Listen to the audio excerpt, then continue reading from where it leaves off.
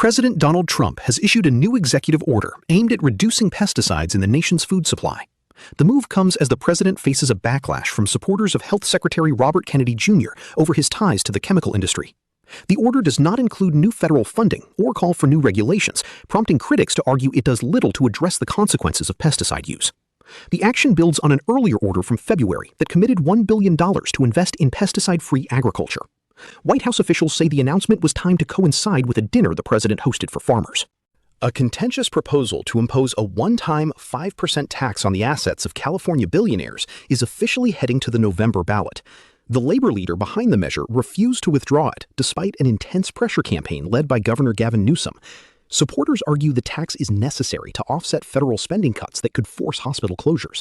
However, opponents warn that the tax will drive wealthy residents and their money out of the state, severely harming the economy.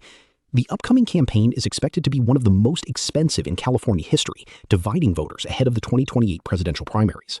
Speaker of the House Mike Johnson has announced that he will send a bipartisan housing bill to President Donald Trump, despite the president's decision to cancel a much-anticipated signing ceremony for the measure. The announcement followed a lengthy meeting between Johnson and the president at the White House. President Trump has not yet committed to signing the legislation, previously calling it a bill of minor importance. Meanwhile, members of the Republican Party are celebrating the measure as a crucial victory that will help lower housing costs across the country. The bill's fate now rests entirely in the president's hands.